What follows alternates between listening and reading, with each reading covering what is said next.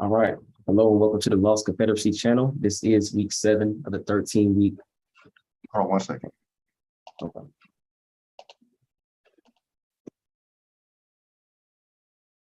Good now. All right, perfect. Hello, this is week 7 of the 13-week fiscal program for American prisoners of war. Today we have myself, Chief Biko, Chief Alligator, Chief Quietwater, as well as Chief Black Coat. Can you hear me? Okay. And here, as always, we focus more so on that first letter in the acronym APOW, which is American. Today, we will go ahead and start off with our 12 steps for recovery. Let me share my screen.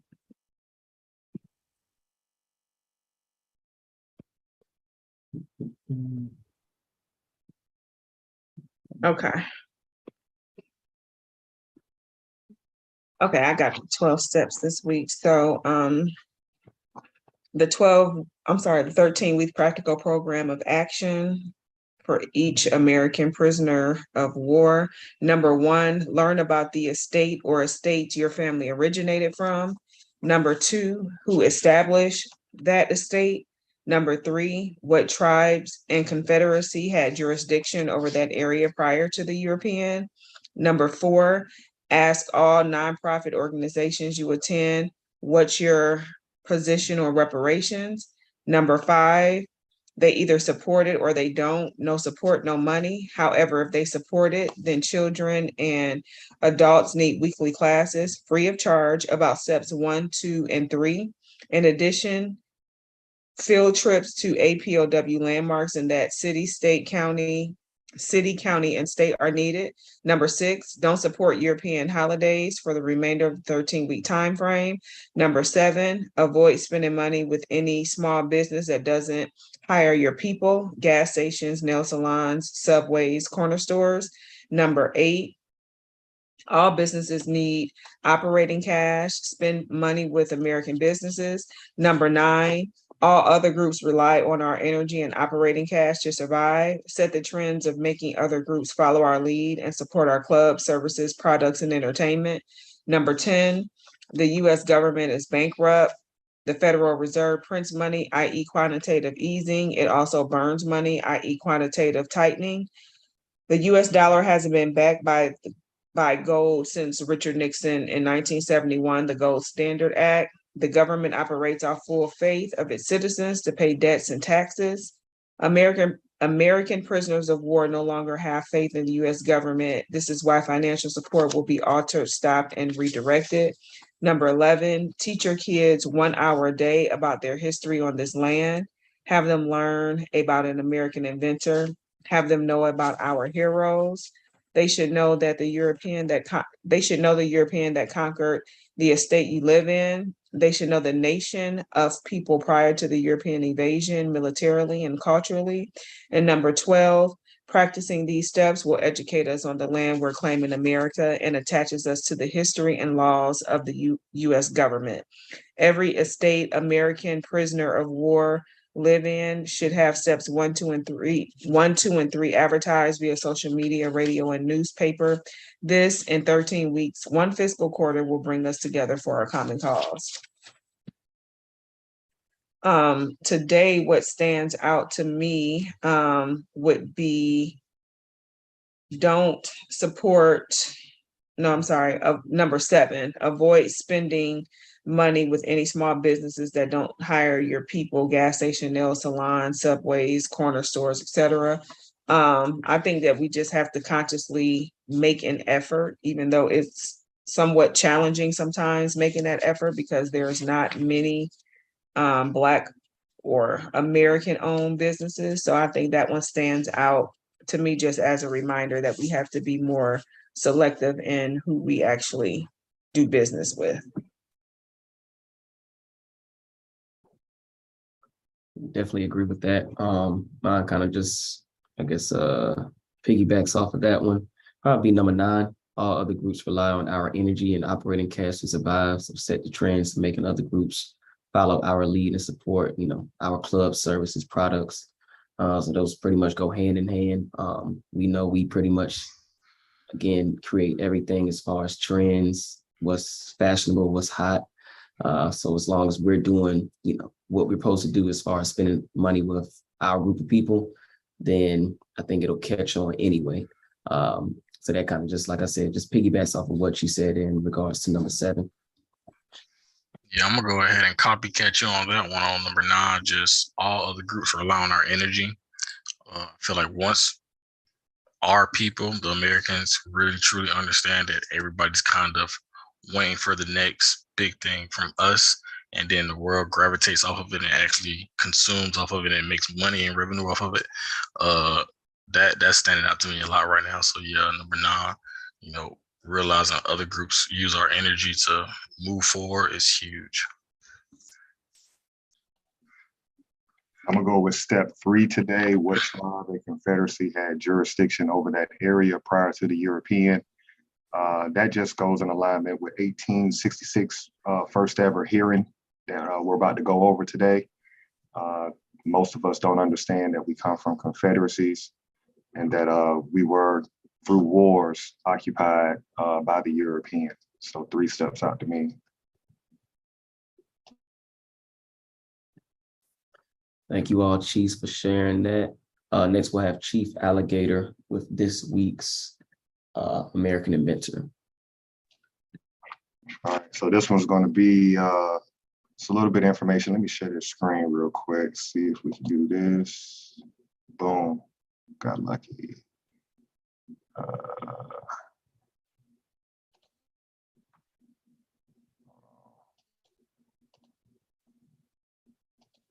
Okay.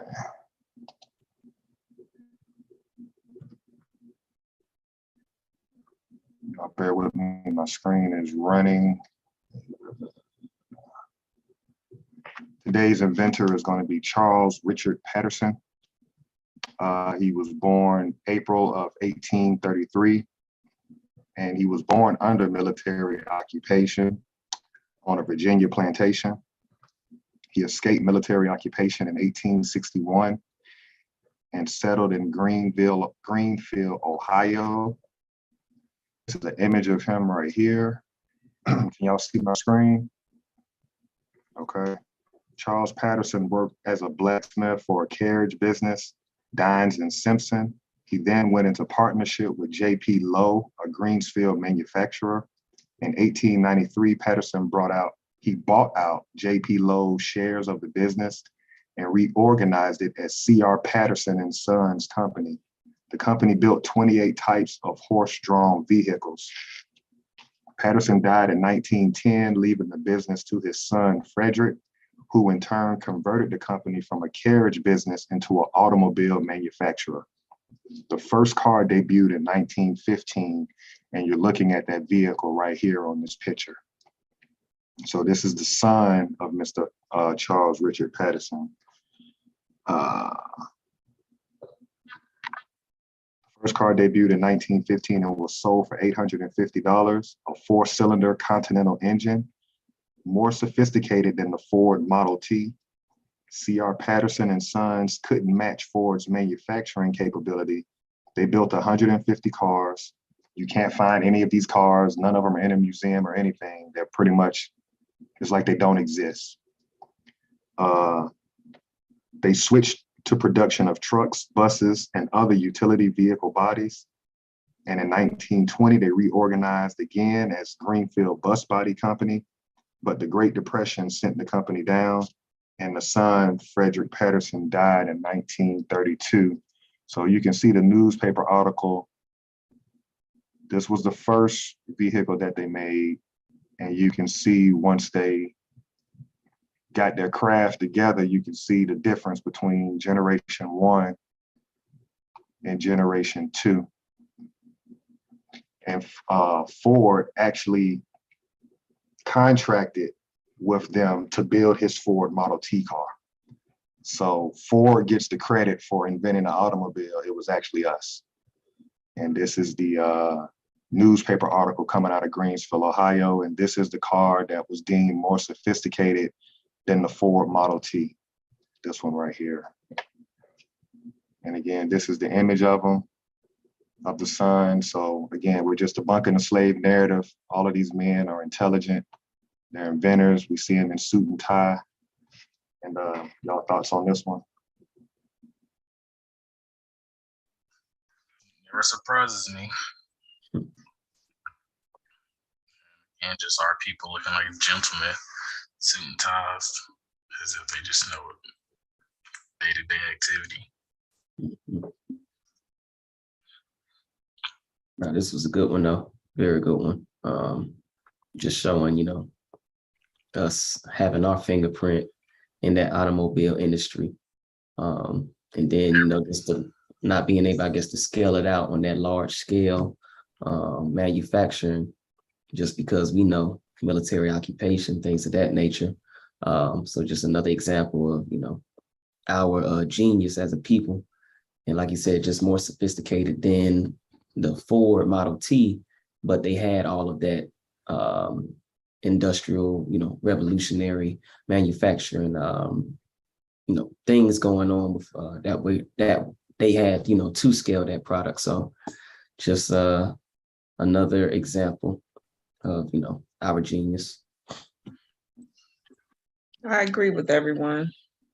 Just another example of an industry that we don't run, but we're the ones who invented it. So I agree with what everyone else said. Or get recognized for it. That's a great inventor for this week. Next, we'll have Chief Black Coat with this week's Dr. Woodson quote. All right, this week we're gonna go with the very last quote.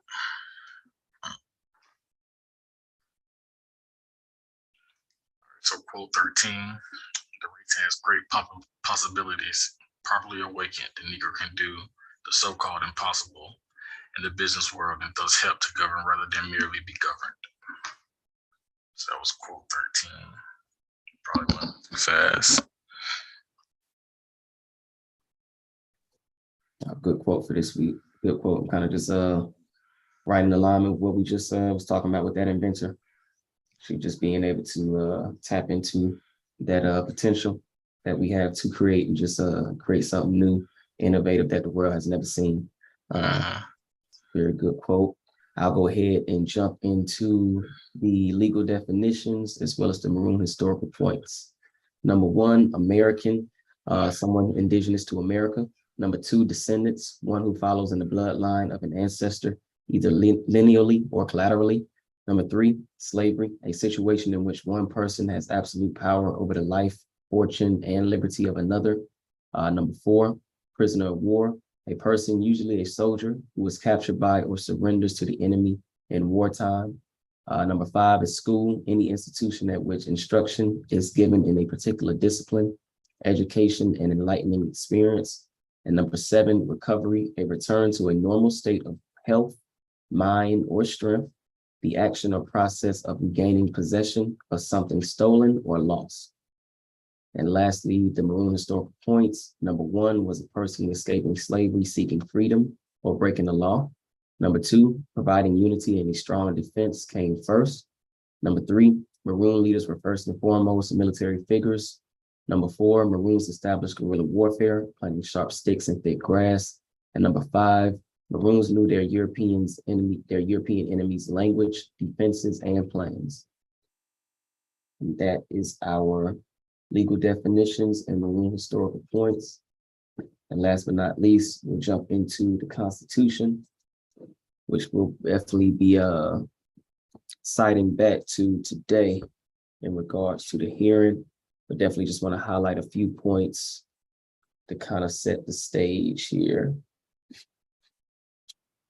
All right, here we go. All right, so first and foremost, Article 1, Section 10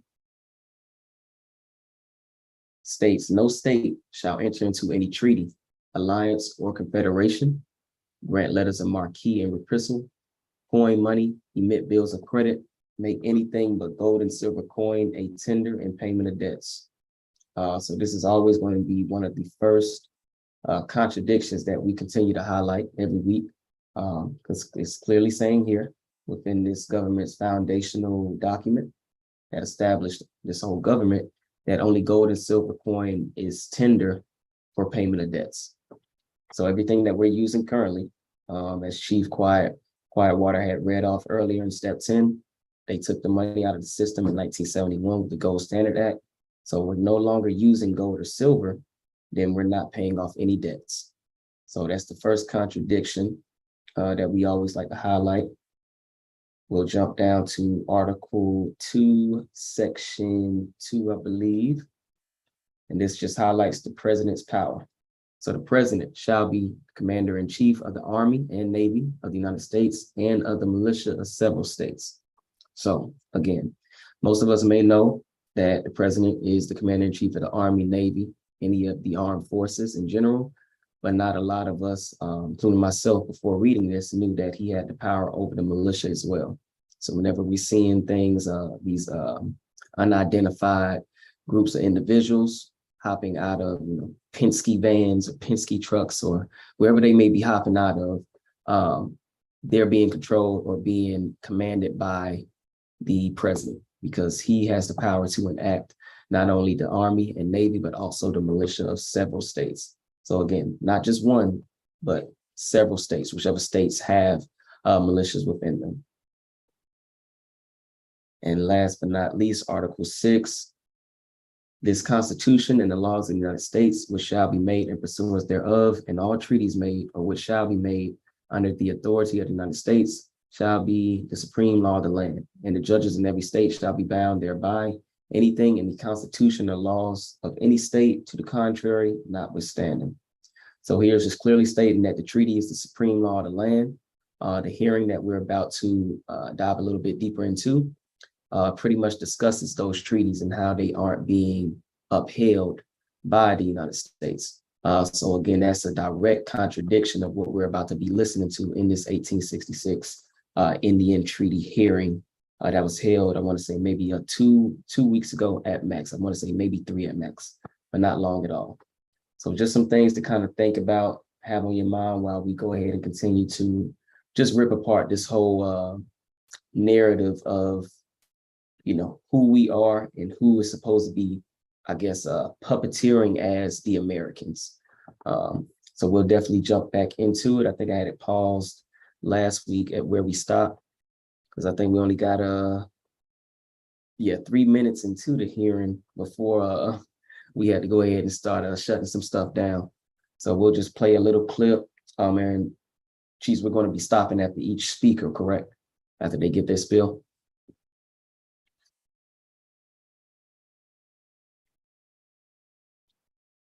Y'all hear me? Okay, got you. So I'm gonna go ahead and just play this. And we'll get into it.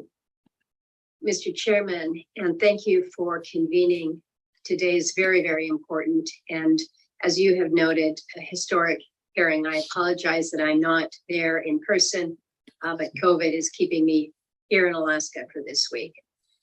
The history of the post-Civil War Reconstruction Treaty tribes, the Cherokee, the Chickasaw, Choctaw, Muskogee, and Seminole nations, often referred to as the 5 tribes, and the freedmen, the lineal descendants of African American slaves owned by the 5 tribes, is part of history that perhaps many Americans are not familiar with, nor do they fully understand. It is a complicated history of injustice and of sorrow for both Indian tribes and African Americans. And as you have noted, Mr. Chairman, this can be an uncomfortable discussion. It can be uncomfortable to talk about what was brought on by the federal government's own policies of forced removal of Native peoples from their ancestral homelands and the enslavement of African peoples. I understand that each of the 5 tribes has a very unique history with freedmen based on separate treaties with the United States. So I am interested in learning more about what these treaties entail and the obligations of both the tribes and the federal government to freedmen descendants. So I do want to say how appreciative I am that the Indian Affairs Committee is examining this history, and that the 5 tribes and the freedmen descendants are here, along with the Department of Interior, to have a constructive and, again, a respectful dialogue about how we might move forward together. This is indeed long, long overdue. I agree with the chairman that we should task the GAO, the Government Accountability Office, with investigating what federal services the freedmen receive and should receive in the future from the federal government. And with that, I turn back to you, Mr. Chairman. Again, thank you for convening this very important and very substantive hearing. And for the many witnesses that are there in person today, thank you for traveling to be before the committee on a very important topic. Thank you, Mr. Chairman. Thank you very All right. So I guess I'll go ahead and just pop it off. First thing that stood out to me, she classified the freedmen as African Americans. I'm going to go ahead and just pull up that document in case any of our viewers from last week did not see when we pretty much debunked that and identified who the actual freedmen were. They were actually just refugees. It said nothing about African Americans. It said nothing about colored, Negro, Blacks, any reclassification term that they wanted to deem or put on us. So I'll make sure, go ahead and pull this up. And again, I think that was going to be, I want to say exhibit number 6 or something like that we had from last week. So again, here, 1 year after thereafter, Bureau of Refugees, Freedmen, and Abandoned Lands. Go ahead and continue to read, to which shall be committed as hereinafter provided the supervision and management of all abandoned lands and the control of all subjects relating to refugees and freedmen from rebel states. So we clearly pointed this out last week. Freedmen from rebel states, freedmen, those meaning, again, or we just skipped the rebel states. We were never a part of this government at this point. So any people coming out of this rebel states mean that they had to be a part of this government. So why do we continue to attach ourselves to this freedman term if we weren't a part of these rebel states is beyond me. Refugees and freedmen is clearly saying are those that were actually fighting against their own government. Their own government meaning they were a part of it. Again, we were never a part of this government. So how can we continue to attach ourselves, or why do they continue to attach us as well? As he just stated, African Americans being freedmen. So that's just the first question I'll pose, and that pretty much just rebutes or contradicts exactly what she's stating. So she says she likes to, would like to hear more about these individual treaties from these 5 tribes, but she clearly doesn't have a clear understanding of what the Freedmen's Bureau Act is and who it's for, because she's attaching African Americans to freedmen and vice versa. So I'll let you all kind of build off that as we go.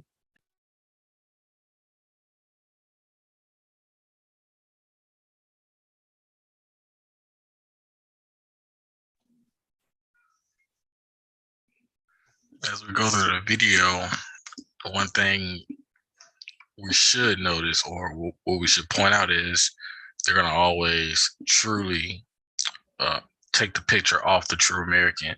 So even though they might name tribes, people that we actually derive from, as you said, Chief Biko, these people pretending to be, the chiefs of these tribes, they're going to always make sure the camera isn't focused on the true Americans, which looks like who we are on this channel, and everybody else knows, Black people, as they quote unquote say, who we are. So throughout this whole entire stand, they never actually talk about the true Americans, and that's one thing I'm gonna just point out.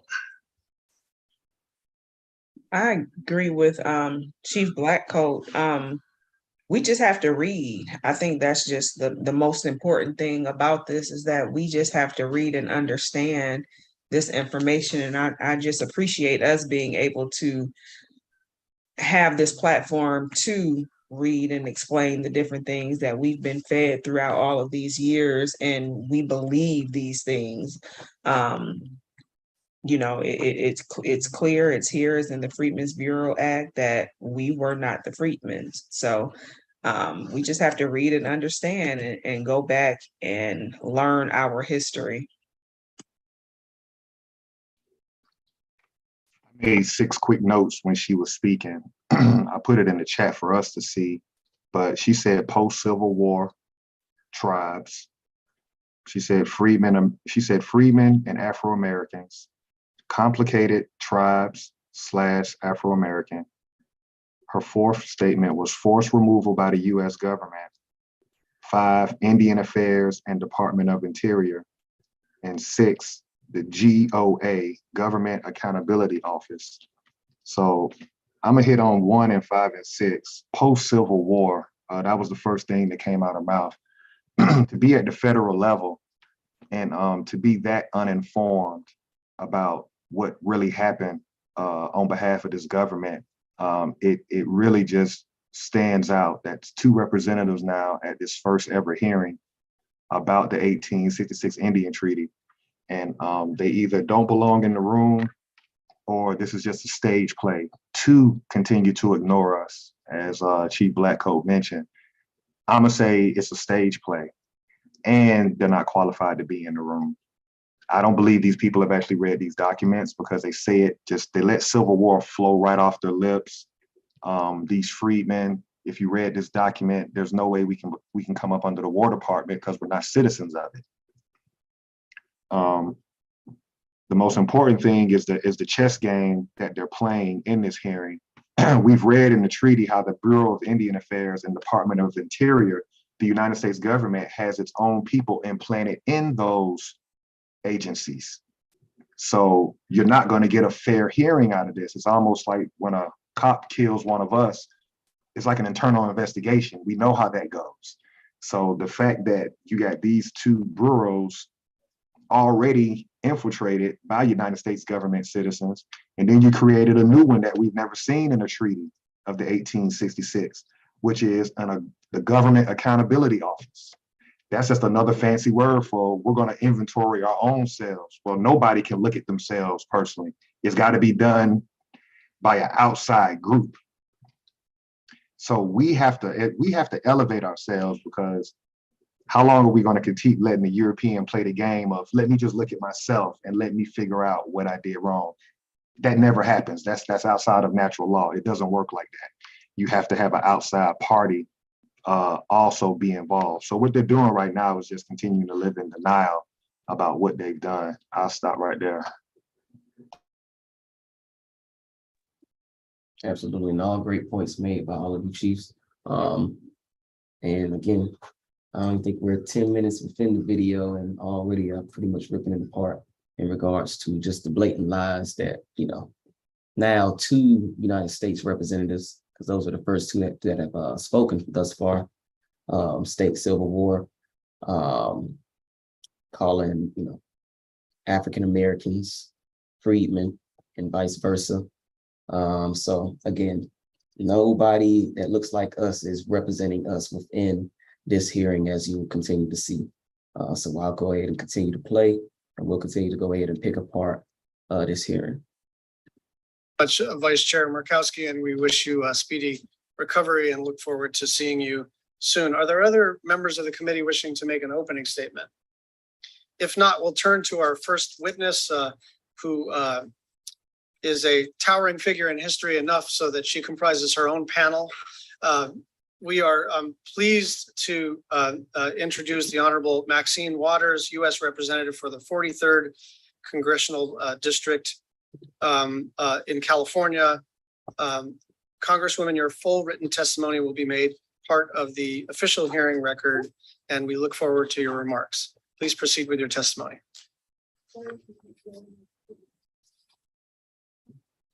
Vice Chair Murkowski and members of the committee. Today, I'm here to discuss an issue I care very deeply about, but has been ignored for far too long. Many remain unfamiliar with the history of those who came to be known as the Native American freedmen and the ongoing plight of their descendants. The freedmen were Black individuals who were enslaved by 5 formerly slave-holding tribal nations and were forced to walk and suffer on the Trail of Tears alongside their slave masters. A year after the Civil War ended, the 5 tribes agreed to abolish slavery and accept freedmen and their descendants as full tribal citizens under the 1866 treaty agreements they made with the United States government.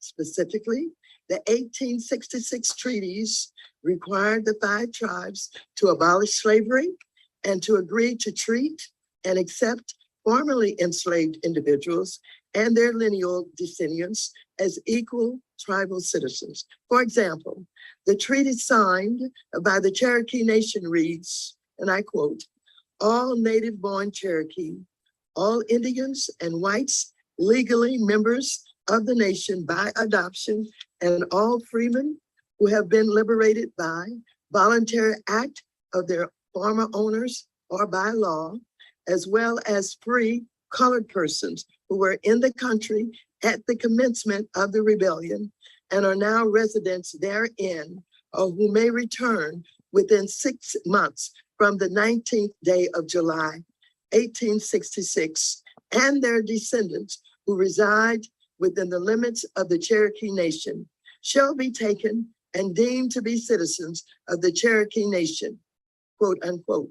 The 4 other tribes all signed similar treaties. Despite the fact that these treaty obligations still exist and are binding on the 5 tribes beginning in the late 1970s and early 1980s, the tribes began to take formal actions to take away the citizenship rights of descendants of freedmen. For instance, in 1983, freedmen were prohibited from voting in Cherokee Nation elections and received letters informing them that their citizenship had been canceled. In 2007, the Cherokee amended their constitution to limit citizenship to only individuals who were, quote, Cherokee by blood, unquote. These actions led to years of litigation that was finally settled in 2017 when a federal district court judge ruled in favor of the freedmen and their right to citizenship.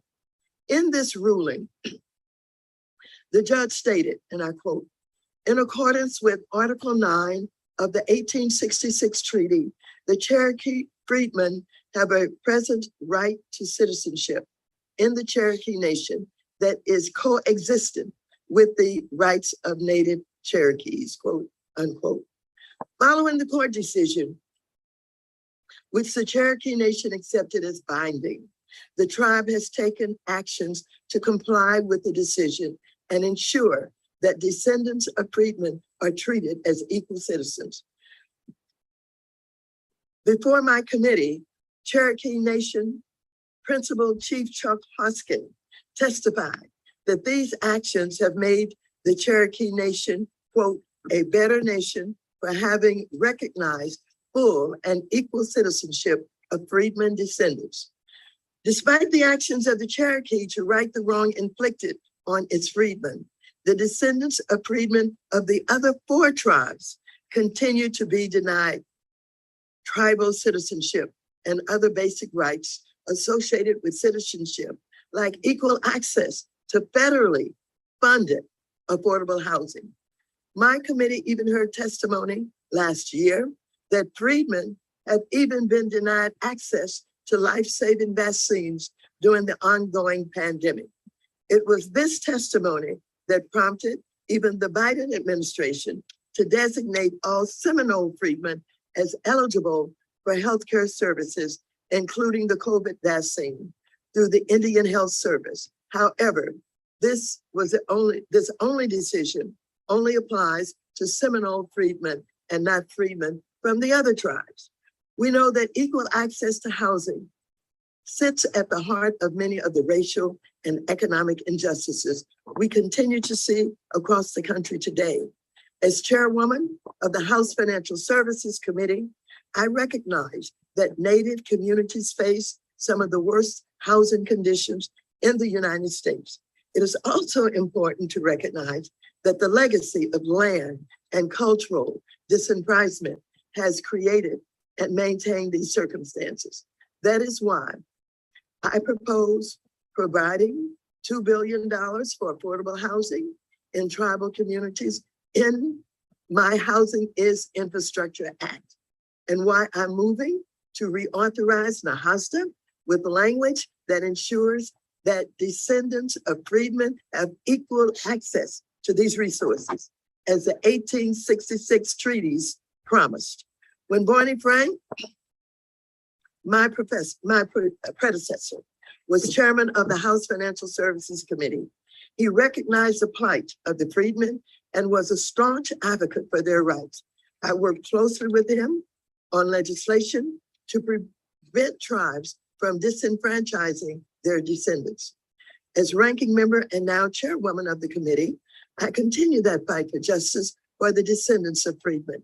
Currently, there are tribes that are implementing federally funded programs in a way that actively discriminates against descendants of freedmen in direct violation of treaty obligations. Congress has every right to ensure that federal funding implemented in compliance with all relevant obligations. We must stand by the rights promised to freedmen and the treaties that guaranteed those rights over a century ago and hold these tribes accountable. I'd like to say how proud I am of the descendants of Native freedmen who have never wavered in their fight for human dignity and equal recognition, even when it seemed no one would listen, even with the growing movement for reparations that recognizes the forced and uncompensated labor that built this country and the riches amassed because of it. It seems that the fight of the descendants of freedmen still has never been rightfully acknowledged and affirmed. This pandemic has made clear that the ongoing discrimination of the freedmen descendants can literally mean the difference between life and death for descendants of freedmen who have been denied COVID vaccines. So I urge the distinguished members of this committee, we must honor our word as a nation and uphold as honorable people the obligations of these treaties. This is as much true for the United States government, which has failed to meet all of its treaty obligations, as it is for the 5 tribes. This work is ongoing, and it is the obligation to the descendants of freedmen that can't be left out of that conversation. I want to thank again Senator Schatz for holding this important hearing and working with me on this issue. And I must indicate that even though there appears to be only one representative here for the freedmen, I would like, if at all possible, to make sure that the voices of other freedmen are heard in some sense, in some way. And while I'm pleased that the United States Senate is finally hearing testimony from a freedman descendant, I must state that hearing from more voices, not less, is the key to productive dialogue. It is when we don't expand our table to hear more from those who have been disenfranchised that injustices and systemic inequities are perpetuated. So moving forward, I'm convinced that we can work together to not simply uplift the voices of freedmen, but also to recognize the shared suffering of Native freedmen and Native Americans forced to walk that trail of tears together, and the need to honor the treaties of 1866. I do not believe that the documented history of the descendants of freedmen can be ignored, forgotten, or dismissed any longer. Thank you, and I'm happy to take any questions that you may have. Thank you very much. And stop right there. I seen Chief Alligator eyes light up a little bit on some of those points. So I'll let you pop us off with this one. Okay. If we can go back to the 7 minute, yep, let's go to the 7 minute and 40 minute mark. We first have to understand, as prisoners of war, who she is at this hearing. She's a member of the Black Congressional Caucus and she's also the chairman of the Federal Housing Committee. So she runs anything dealing with federal housing. She's at a hearing specifically advocating for a quote unquote group called Freedmen. When have we ever seen this Federal Housing Committee chairperson advocate for us during this pandemic? That's the first question that you have to ask yourself. She's going very hard for a group called Freedmen dealing with 5 other nations. This is not the United States government citizens that actually vote for her. She's advocating for citizens of 5 other tribes or nations. So that's the first thing that jumps out to me. Who's she fighting for? Who team is she on? So you got the third agent that we've seen from the United States government, and we're benign and neglected. We're not even mentioned. If you can go to that 7:40 mark, Chief Biko, and just play real quick, because what we want to hear, we're gonna let it run for about a minute. She's reading from the Cherokee 1866 Indian Treaty, and out her lips, off that page of that treaty, she's gonna read the word rebellion, which further proves there was no Civil War.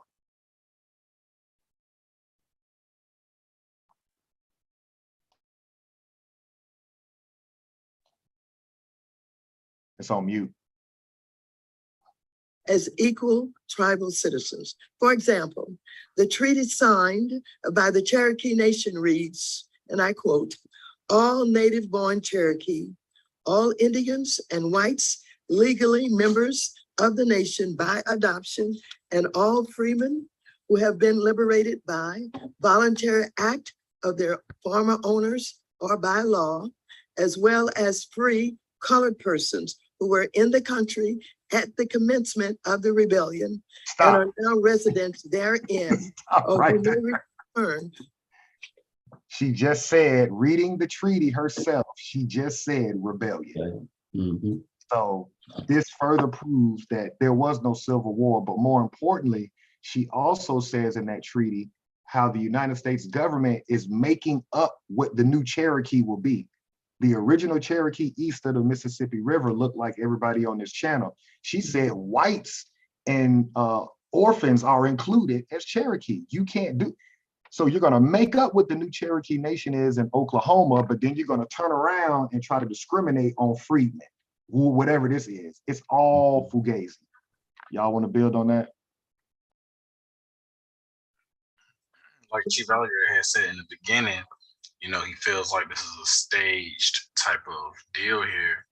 And just point out to the first few seconds as Maxine Waters started talking, she just spewed a bunch of false information, just how she was mix matching a whole bunch of words and saying all of these things about freedom. So it's kind of hard to watch this and take it serious, knowing the misinformation being spewed.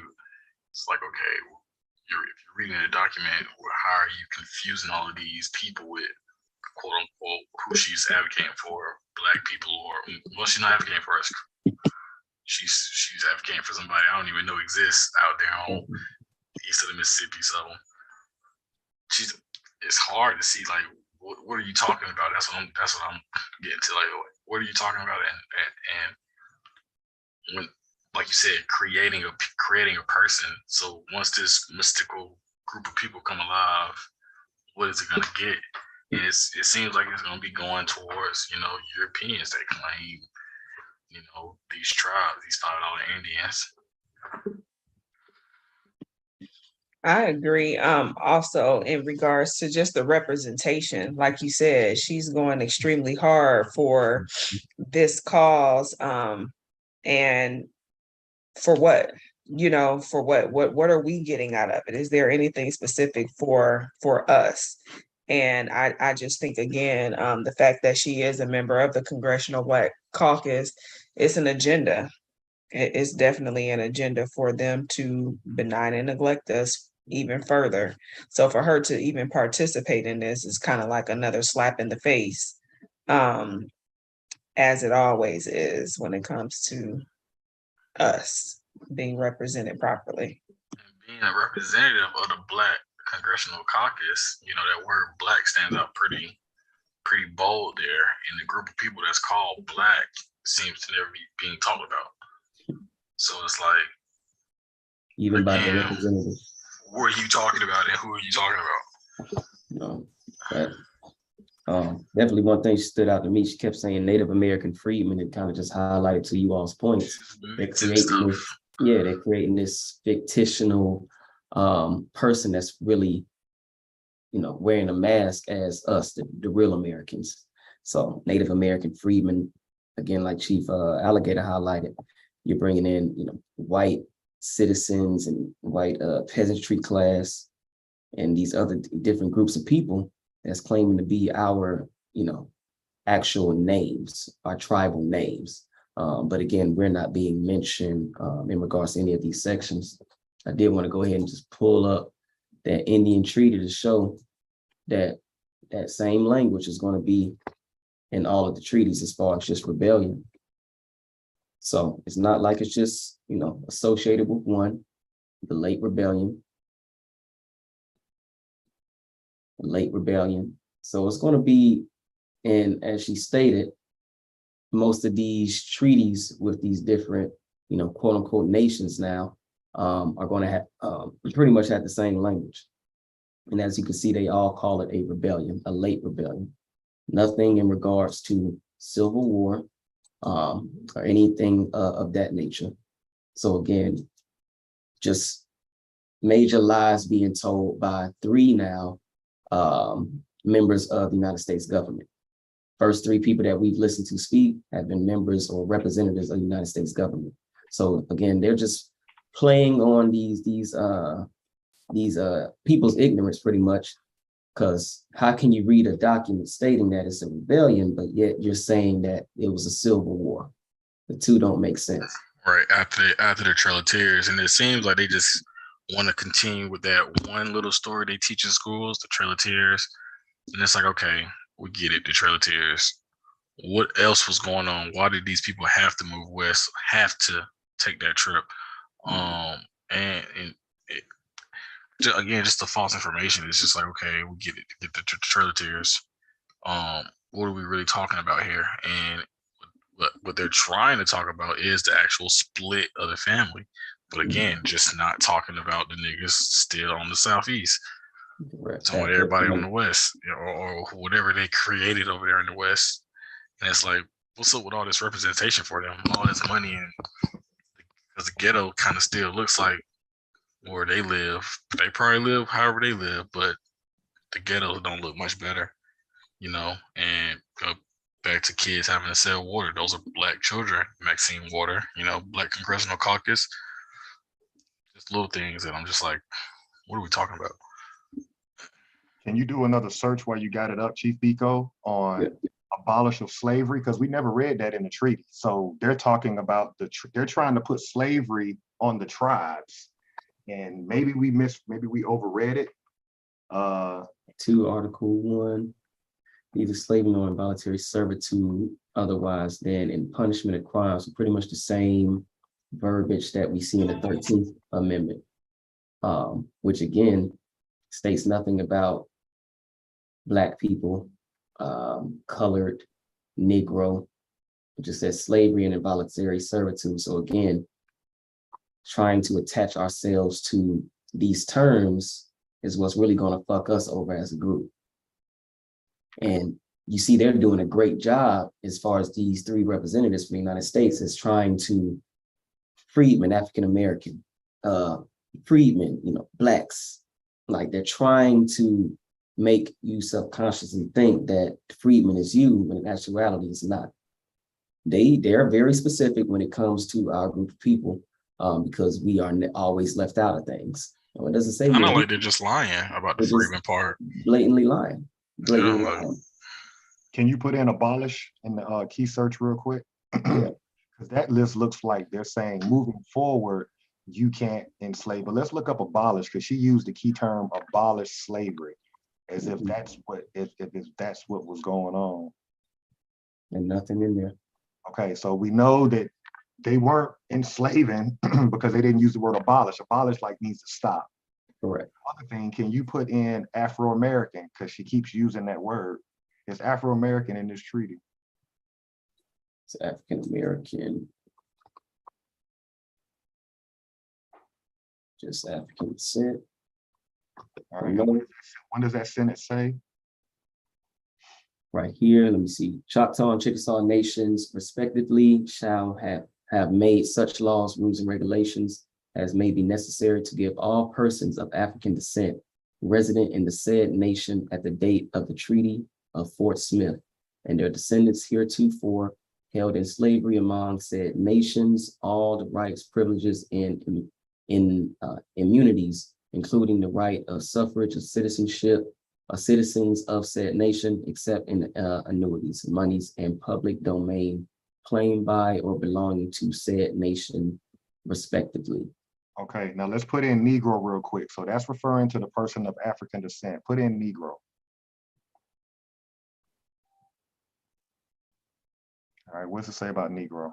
So said nation further agree that all Negroes not otherwise disqualified or disabled shall be competent witnesses in all civil and criminal suits and proceedings in the Choctaw and Chickasaw courts, any law to the contrary notwithstanding, and they fully recognize that the right of the freedmen to a fair remuneration of reasonable and equitable contracts for their labor, which the law should aid them to enforce. And they agree on the part of their respective nations that all laws shall be equal in their operations upon Choctaws, Chickasaws, and Negroes, and that Stop right there. Stop right there. We're talking about two different people in this paragraph right here. You're talking about Negroes and freedmen. So we read over this when we went over this treaty. You got Negroes, you got freedmen, and you got people from African descent. All right, what they're not talking about is the Negro, because the Negro has the right to participate in their civil and criminal court system and their civil and criminal suits and proceedings in the Choctaw and Chickasaw courts. They're not talking about that person. That's the free disenfranchised person who's originally Cherokee from the East Coast. Now he got caught up in the Trail of Tears going west, but he's not a freedman and he's not of African descent. So he's Negro. So he can maneuver through our system just like Choctaw and Chickasaw can. Y'all want to build on that? That's sovereign. They're leaving out. They're leaving out the Negro. Leaving out the sovereign person, the person that's original to the land. So like you said, that's a great point. They highlight the freedmen, they highlight the African American, the African now turned United States citizen, basically. But they do not highlight the Negro. And as you stated, they have equal in their operations, Choctaw, Chickasaw, and those who don't want to be considered within these nations because now they're being pulled up underneath this umbrella. So that's a great point there. You had something there, Chief Blackcoat, Chief Hardwater? I agree with both of you. I think, again, it just comes down to them just writing us off, basically. I think that's what it just all boils down to, is them just the wordplay, just the straight omission of us, basically, is what I pick up on that. And I just want to kind of read down a little further.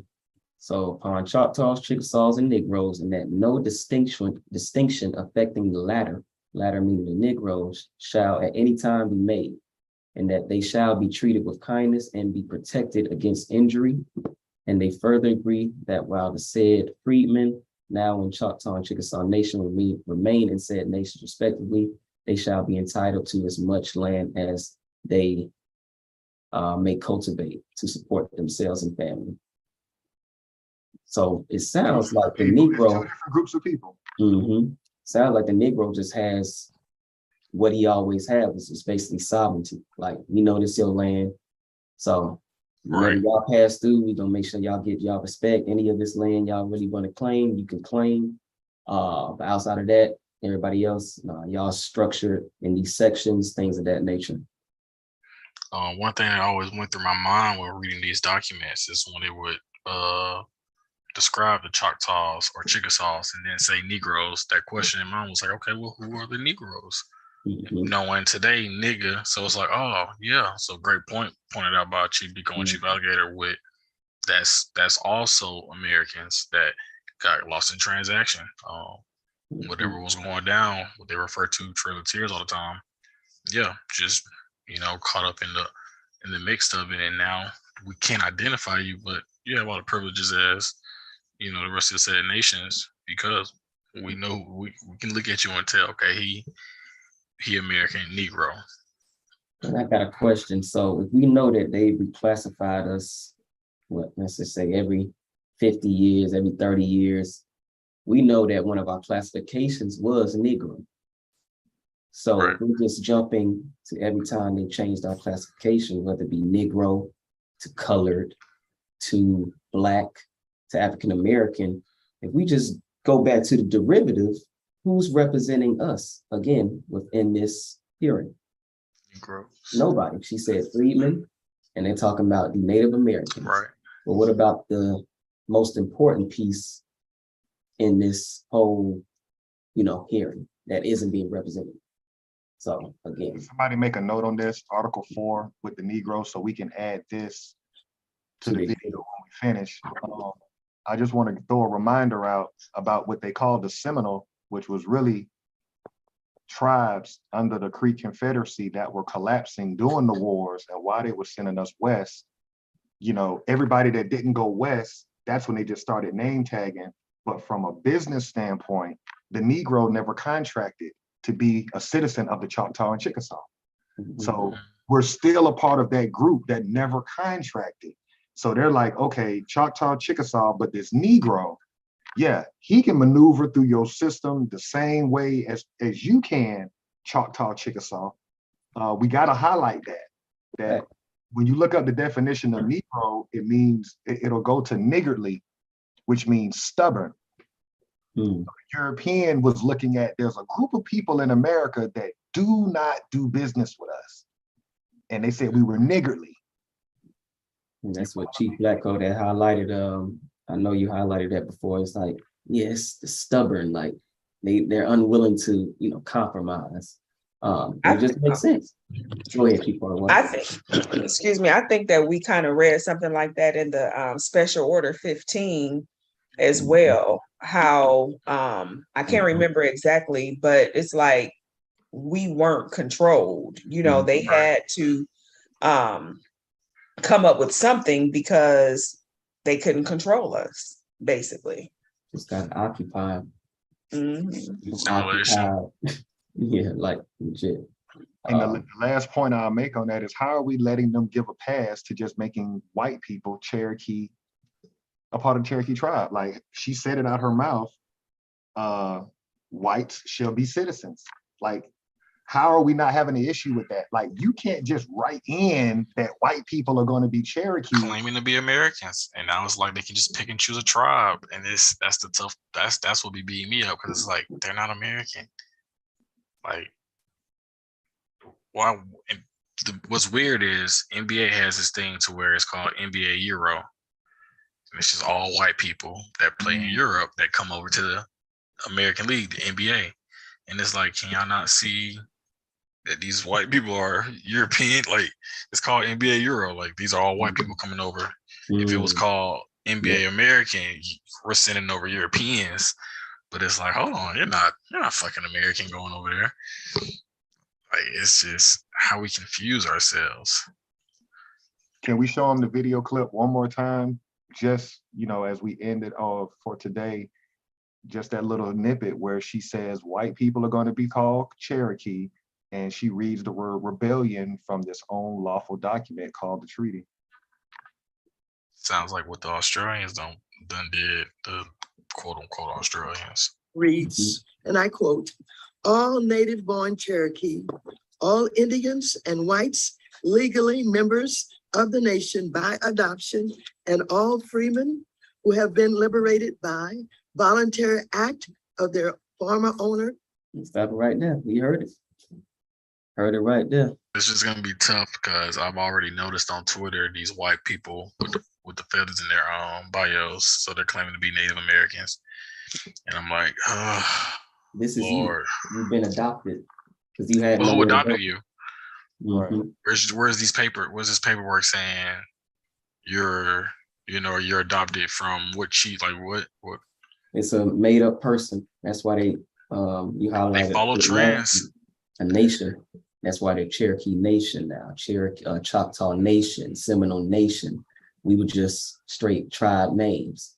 Right. Wasn't any nation. Now, when you have that nation, you can make up people. Oh yeah, you don't even have to be by blood. We're just adopting you into this Right. by name only. So again, It's insane.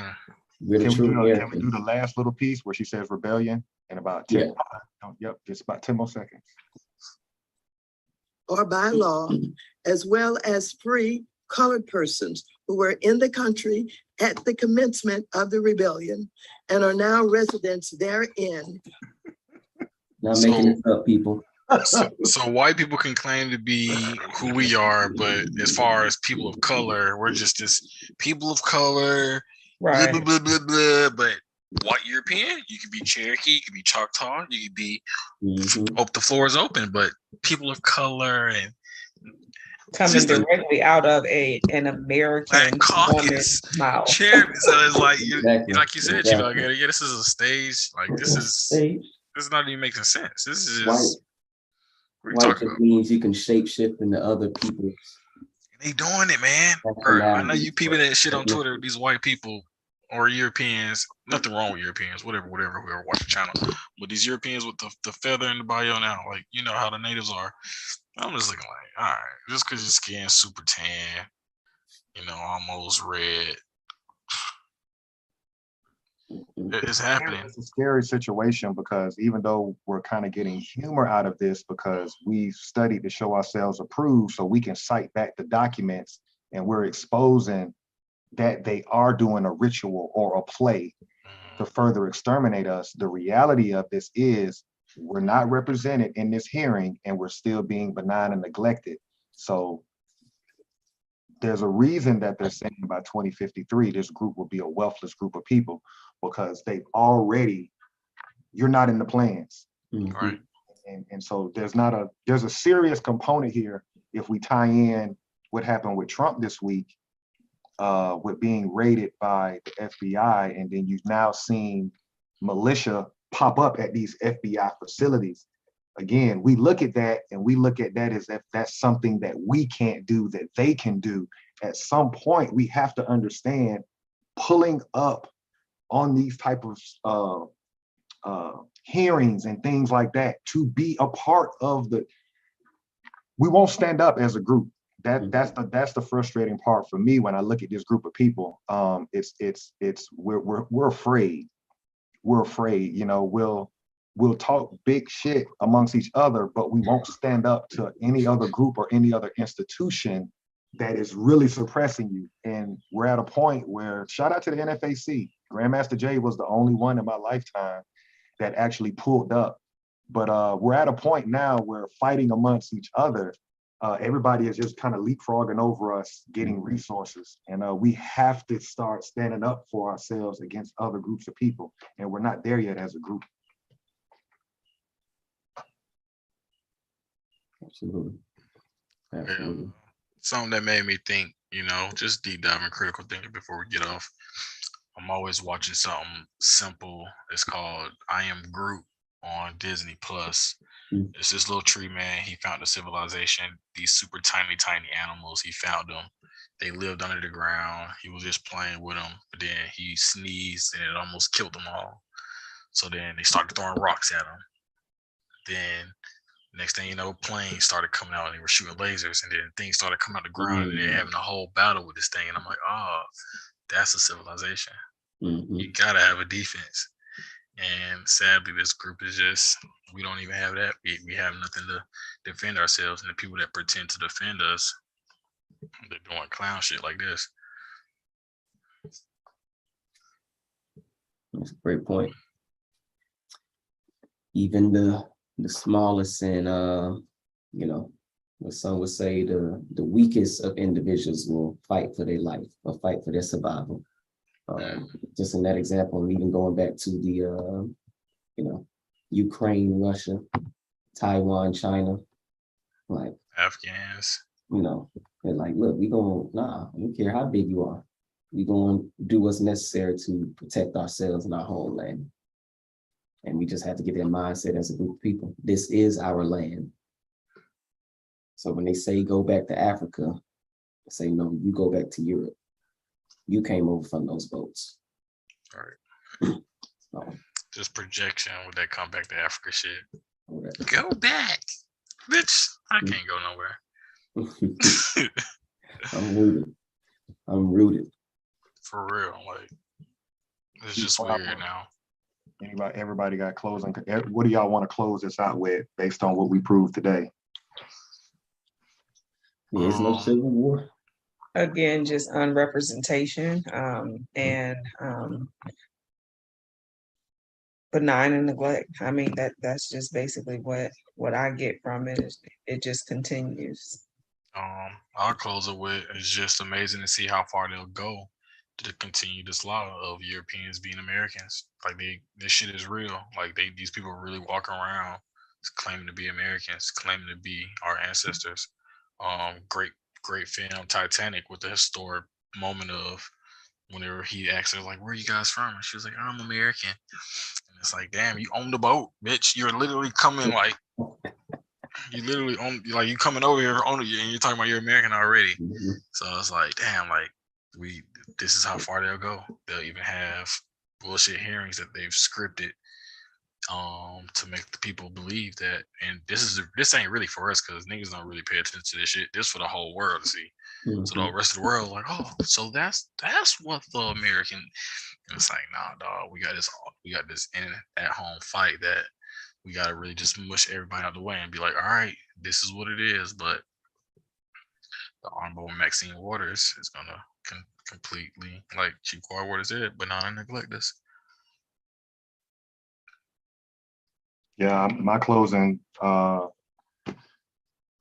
to a point where we have to check these other groups of people. We're never in the room when the business is being talked about. Yeah, this is on the world stage. And we're at a point where we can't wait on other people to do it. I believe that the people on this channel, I think we need to correspond with Maxine Waters. I think we're the most qualified amongst our people. We can sit online and we can talk about it, and we can, there's a lot of channels talking about that we're American and different things like that, but we've studied to show ourselves approved. So at this point, if you feel that you have the freedom to petition or have a request from a public servant, then what's stopping you? I know from my own personal experience, I've walked many of battles in the public arena, and our people are scared to do that. So I think that's a charge on us because we have done the work to contact this member of the Black Caucus. And you need to add some qualified people on this hearing, the next hearing that you have, because everything y'all saying is inaccurate, and be able to educate them and hear what their response is. That's going to be the key, is how do they respond? How does the Black Caucus respond? Do they go in denial? Do they try to brush us off and try to put fear tactics? It still doesn't change the truth. You read it yourself, Maxine Waters. We got you. You read directly from that Cherokee Treaty, and it did not say civil war. I think the biggest thing in closing is the people have to stand up. If you're waiting on these ritualistic pseudo public servants to represent you coming out of the Black Caucus, they haven't done so since 1971.